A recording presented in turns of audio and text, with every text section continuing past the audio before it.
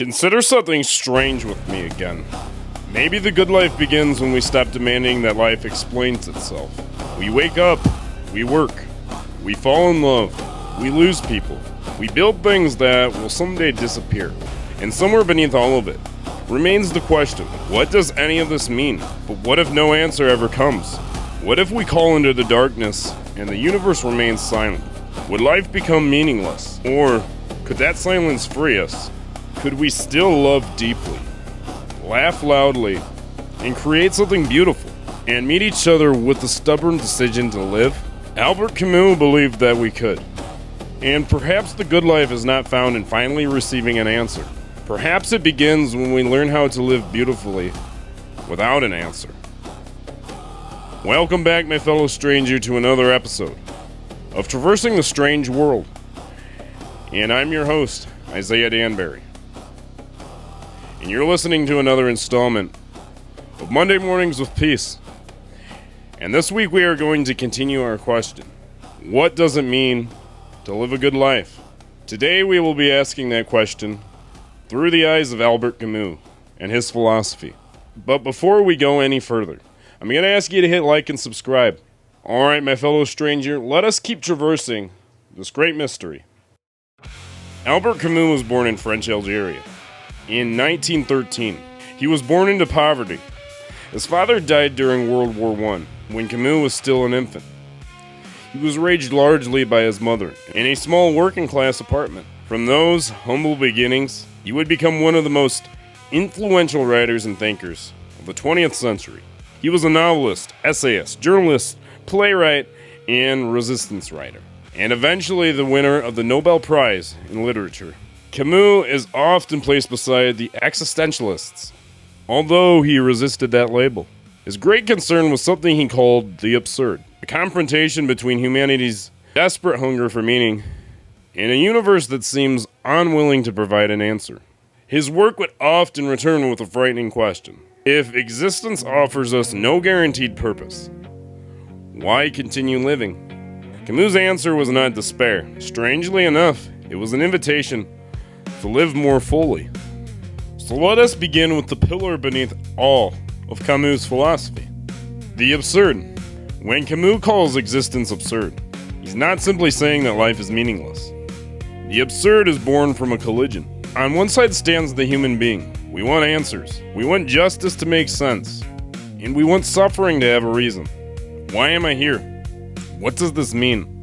And on the other side stands the universe, silent. For Camus, that collision is the absurd. It exists in the space between our desperate hunger for meaning and a reality that refuses to guarantee any. And notice what Camus doesn't do. He doesn't claim to have proven that God doesn't exist, or that life possesses absolutely no meaning. I believe his point is a bit more uncomfortable than that. We don't know. And yet tomorrow morning, the alarm still rings. There is still coffee to drink, someone to love, work to be done, the sunlight coming through the window. So Camus begins this philosophy here, in the absurd. And the question, if we cannot be certain that existence has an ultimate meaning, how should we live anyway? And what is the good life in the midst of all that? And I think the second pillar of Camus' philosophy would be lucidity. If the absurd begins when we recognize that we never fully receive the answers that we desperately want.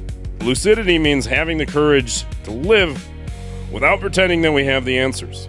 Camus believed we are constantly tempted to escape uncertainty. We construct explanations. We tell ourselves that somewhere beyond the suffering and the chaos, there must be an answer that makes everything fit together. Camus refuses that certainty.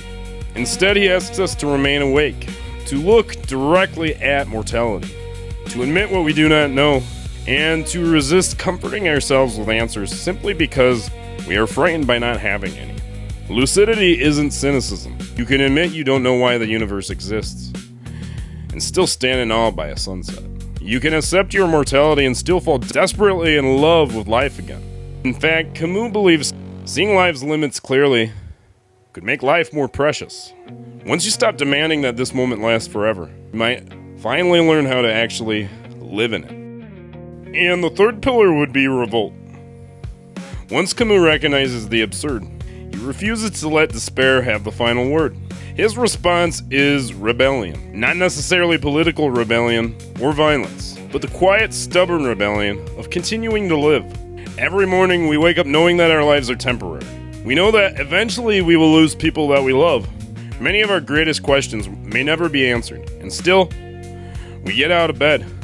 We love people anyway. We continue creating things. We laugh, we build relationships, make art, explore the world, and allow ourselves to become completely invested in a life that we cannot understand and that we can never fully keep. That is the Camusian revolt. It is looking directly at the absurd and saying, "You do not get to make me stop living." Camus doesn't defeat the absurd. He doesn't solve it. Instead, he changes our relationship with it. The good life becomes an act of defiance. To know that the music will eventually end and still choose to dance while it's playing. And so the fourth pillar would be something like freedom and passion. If there's no guaranteed script telling us exactly how we should live our lives, Camus sees something hiding inside of that uncertainty. Freedom. We spend enormous amounts of our lives worrying about whether we're living correctly. Am I successful enough? Am I following the right path? Have I become the person that I'm supposed to become? But Camus challenges the assumption that somewhere there is a predetermined version of your life waiting to be discovered. And that changes the question. Instead of asking, what am I supposed to do with my life? We begin asking, how deeply am I willing to live the life that I actually have? For Camus, this is where passion enters. Travel, friendship, love, art, and experience. Not because these things unlock some hidden cosmic answer, but because they are here.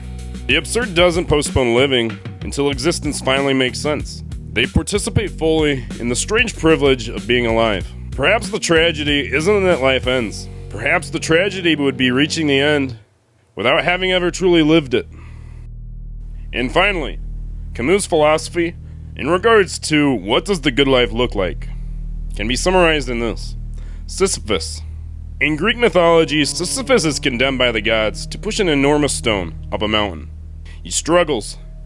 He reaches the summit, and then the stone falls back down. Forever. Every day, he continues doing this. And Camus saw our own lives reflected in that mountain. We wake up, we work, we struggle,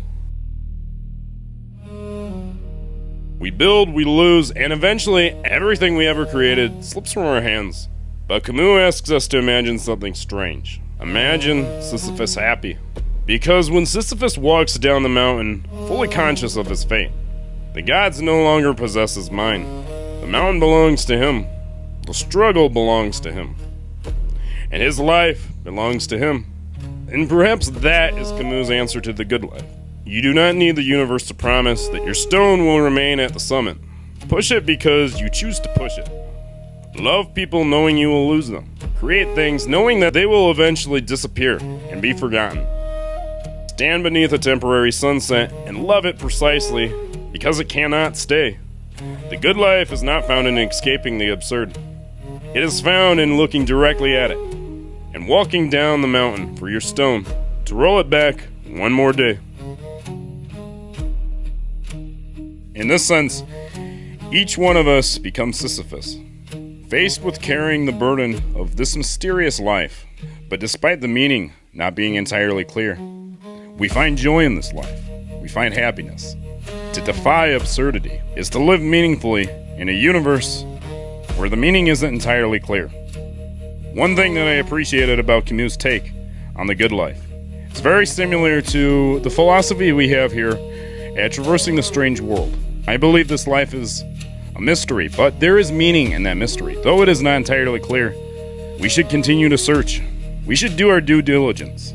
Though we never may find the answer, we must always seek meaning and seek purpose in the strange land that we, complicated creatures, have been cast into, that we don't know a whole lot about, ultimately making us strangers in a strange land.